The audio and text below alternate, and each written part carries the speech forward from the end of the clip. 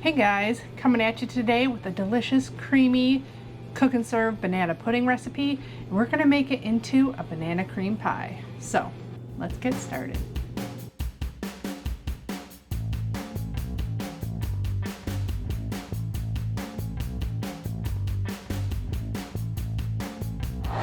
Hey everyone, welcome back. If you're new here, thanks for joining me. My name's Alicia and I'm a pastry chef with a sweet tooth. Now I'm here to show you all the tips and tricks on how to make the best keto recipes possible.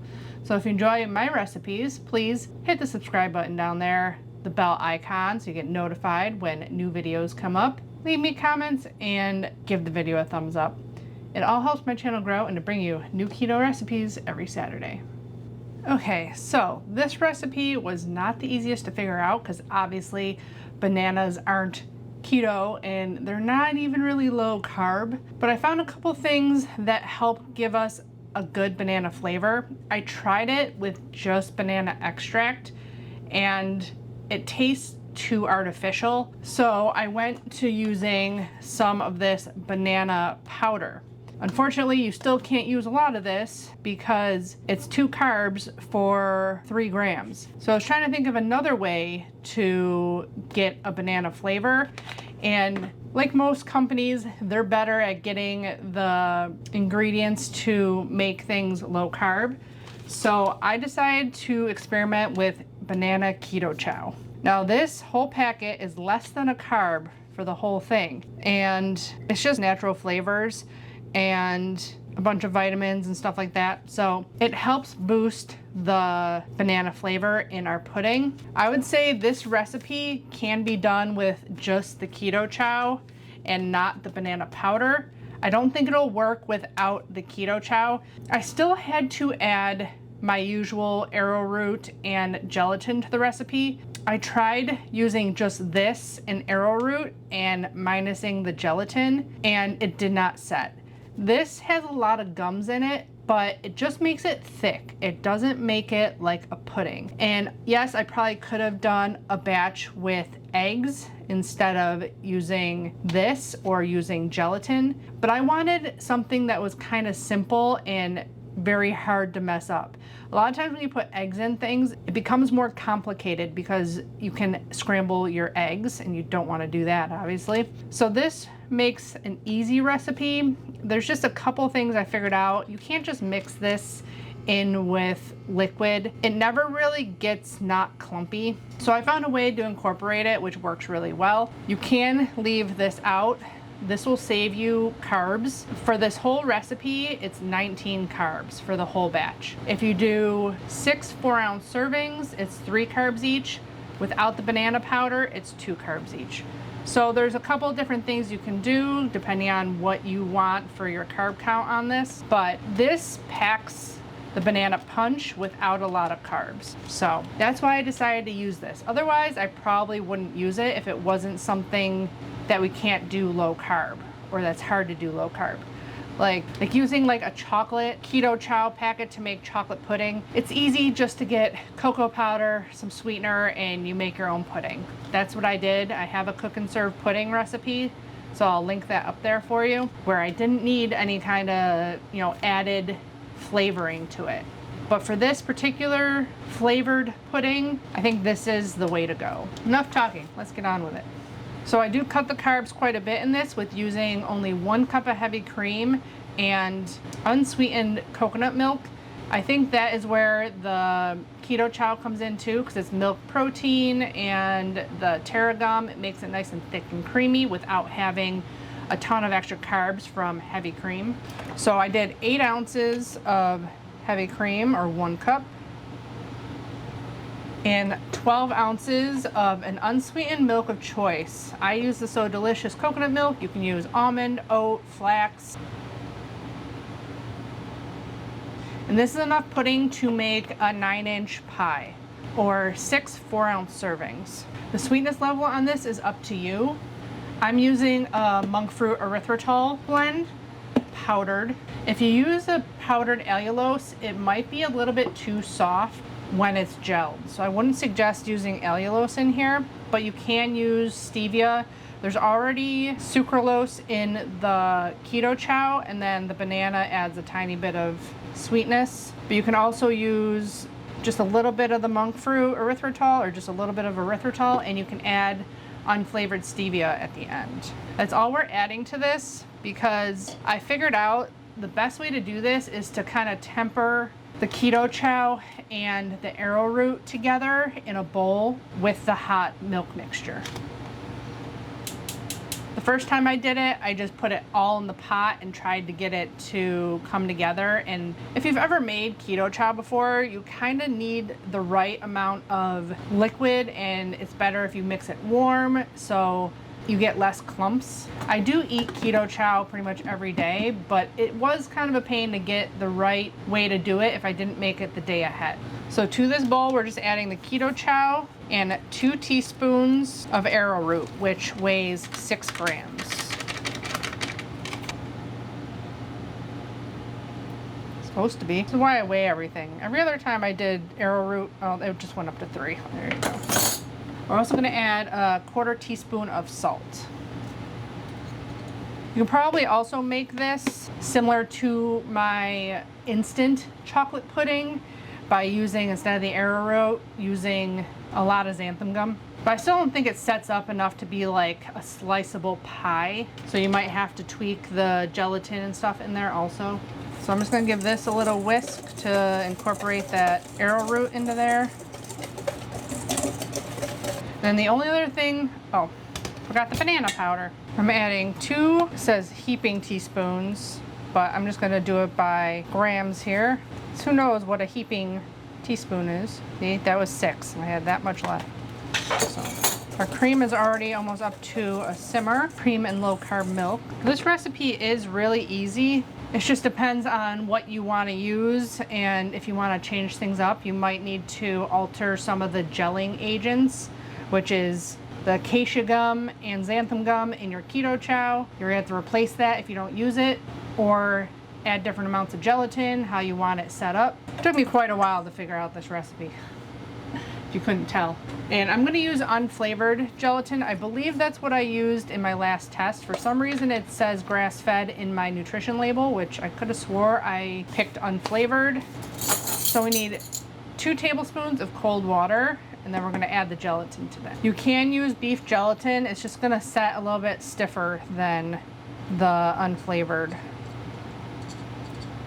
So if you do go and make my chocolate pudding recipe, I used grass-fed beef gelatin in that, and I didn't know at the time that grass-fed is actually stronger than the pork unflavored. So people were having trouble with their pudding setting. The nice thing about making just pudding to have in bowls is you can take it out if it doesn't set properly, and you can warm it a little bit and melt gelatin into it to get it to re-solidify and be stiffer. If you put it into a pie, there's really no going back. Well, I kind of did go back on the one because I tried it without the gelatin once. It was a pain. I had to scrape all the pudding out of the crust I made and then add a bunch of whipped cream to it to get it to semi-set. But it did eventually become an edible dessert, but it wasn't very pretty. Okay, now that our gelatin's done, we're gonna add in our warm cream a little bit at a time. This is what I do sometimes with my keto chow. I use hot coffee and like kind of add a little bit at a time, or I use an espresso shot and then add milk a little bit at a time to get it so it's not clumpy.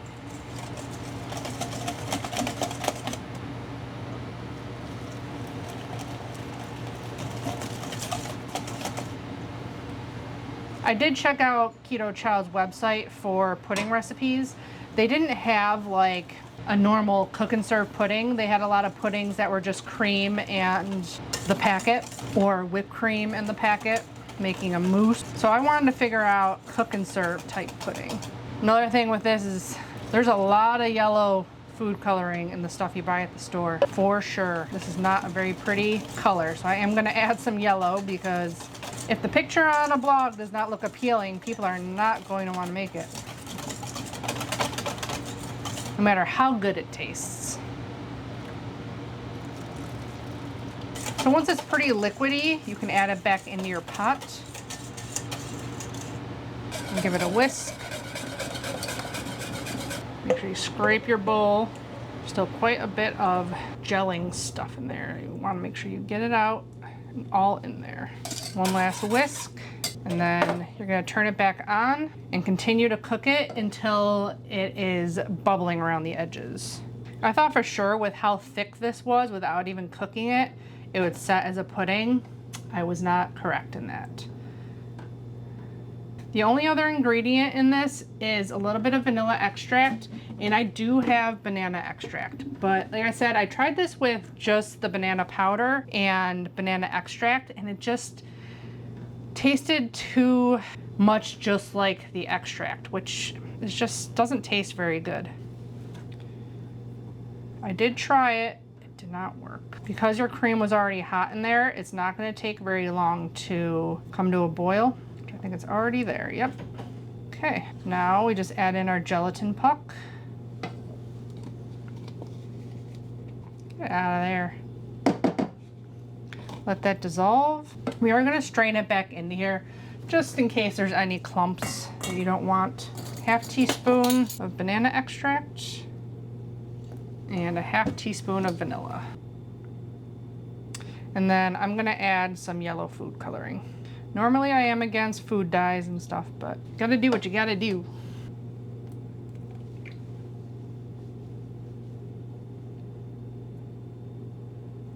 Last time I didn't add enough and it was kind of like a greenish gray. So I added a little bit more this time and it's yellow. Now I do need a bowl for my banana pudding blog post. So I'm gonna show you what 4 ounces of the banana pudding would look like. So at this point, if you're making it just into pudding, you can put it in your bowls and throw it into the fridge. Make sure you have no too big of clumps on there. Make sure you scrape the bottom. A lot of that is like the gelling that you need in there. But if you're making a pie, at this point, you can just let this chill and just stir it every once in a while you're making your crust, which is what we're gonna do. Oh, at this point, taste it for sweetness. And I believe I added some liquid stevia last time. I've never noticed if they had banana flavored stevia. That might be a good thing to add to this. Just a few drops around. Tastes good. Tastes weird because it's warm banana, but I believe this is a 4 ounce ladle. Pretty much.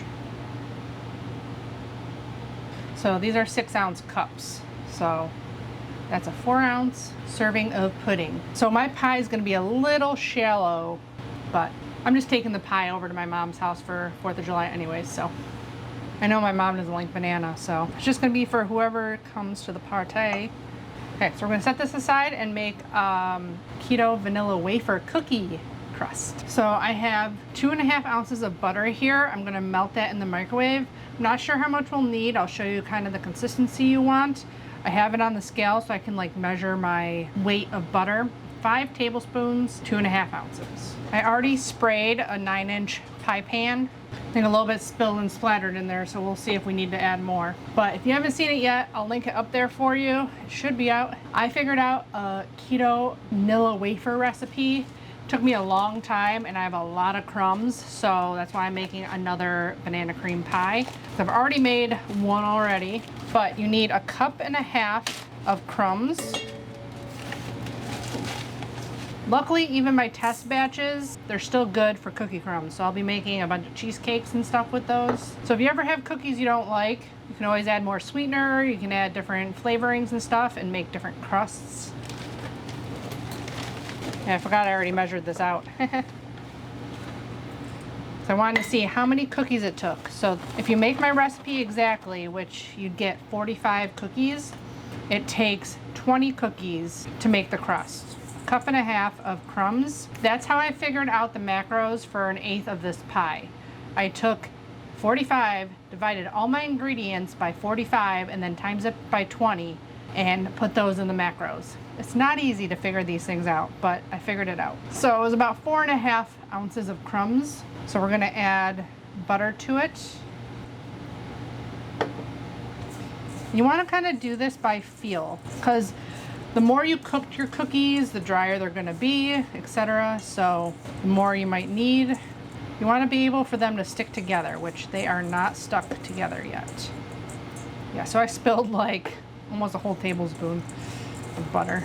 So we may need to melt some more. It's almost sticking together. So we need a little bit more butter. So that's 2.5 ounces. And they're sticking together. Also depends on how fine you grind your cookies too. I'm gonna add the rest of this to make it easier. Still says 2.5, but I got stuff on my hands, so. One last mix, and then I'm gonna wash my hands because it's easier to pat it in if your hands are clean. So otherwise they just stick to your hands. Keep stirring your pudding as you're doing this so that a skin doesn't form on the top of your pudding. Just pour in your crust. I did that with my left hand, which was weird, but I wanted to keep my right hand dry. Spread it out evenly before you start patting it down. Make it easier in the long run. And start from the inside, go outside. Kind of pushing it that way so you get like a crust on top. Crust up the sides, I should say. If you see it's uneven, make sure you push some over on the other sides. Make sure you really get down in the corner, because otherwise, that's what happens with a lot of pies. You get like a really thick crust at the corner. Make sure your crust is solid. Just keep going round and round. And then form your edge. If you get holes anywhere, make sure you put some in there, patch it up. You can go and wash your hand again. It'll be helpful to get the crust all patted down nicely without it sticking to your fingers.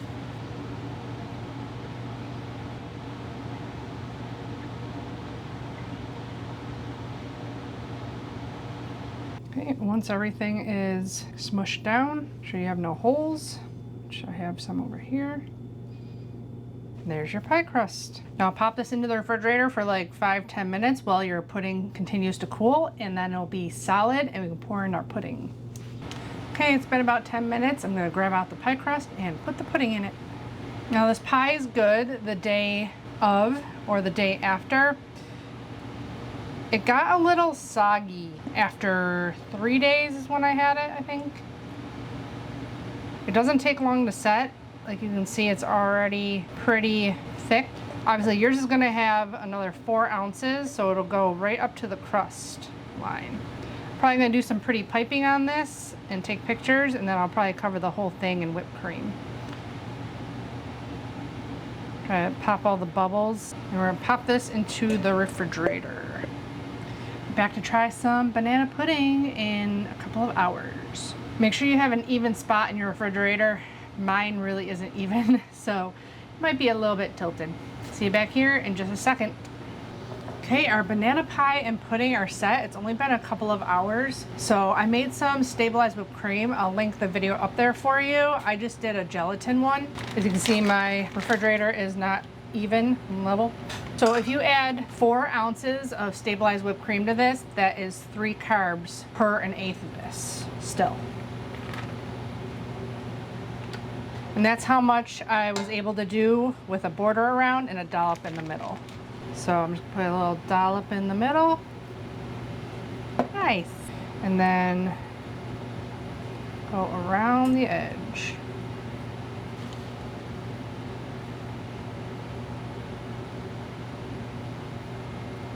There you go. Banana cream pie and some banana pudding. Now it's time to taste it. Let's see.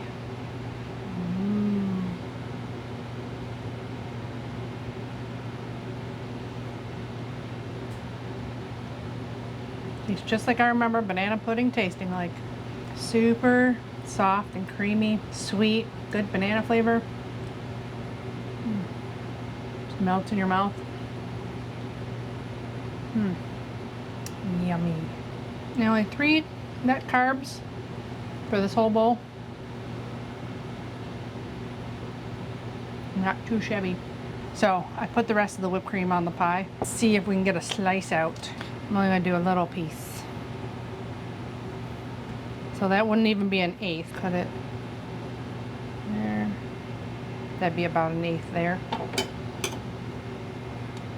This is going to make it harder to get out making a small slice. This won't happen because your pudding will be all the way up to the edge. I had no problem with the crust at all when I made my other pie with all the pudding. I don't know. So your pudding will be thicker than that and not all that whipped cream on top. I lost the tip of my pie. Back into the fridge. Try our pudding pie. Looked a little bit different for you, but tastes delicious still. And